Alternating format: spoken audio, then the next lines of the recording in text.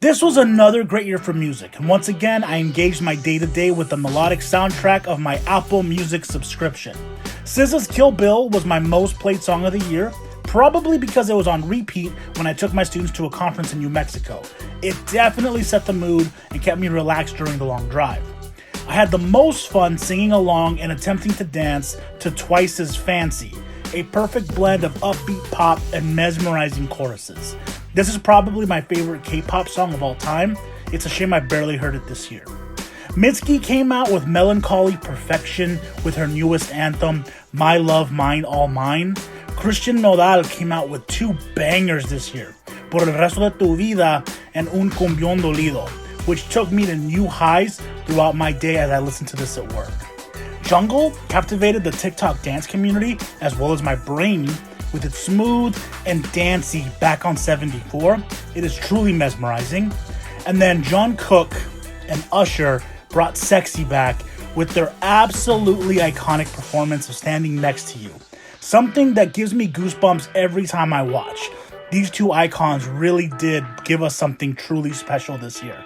When it comes to albums, there were many on repeat for me throughout the year. Some honorable mentions include Crown the Empire's Dogma, New Jeans' second EP Get Up, Vela Maya's Mother, and Lana Del Rey's Did You Know That There's a Tunnel Under Ocean Boulevard. But these were my favorites. Metro Boomin gave us a jam-packed album with his Spider-Man Across the Spider-Verse soundtrack.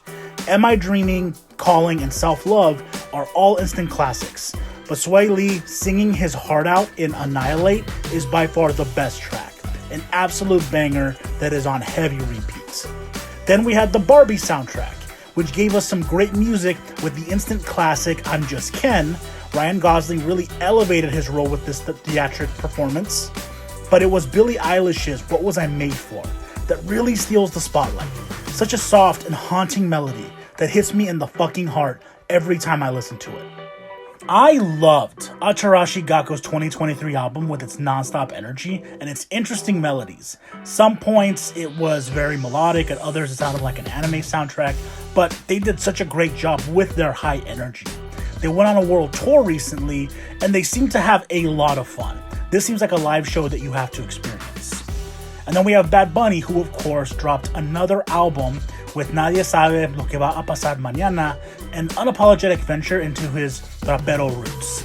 Monaco is a perfect song with a perfect sample and a perfect vibe. But while I loved all these albums, overall, my favorite album of the year was probably from Olivia Rodrigo, who came out with her sophomore album, Guts, which is a natural step up with greater ballads, more fun, and a strong vulnerability masked behind powerful guitars and radiant piano strings. All American Bitch is a perfect song. Girl Rage very much deserved and showcased. Vampire is so dynamic and powerful, it takes me to new places emotionally with her amazing vocal control.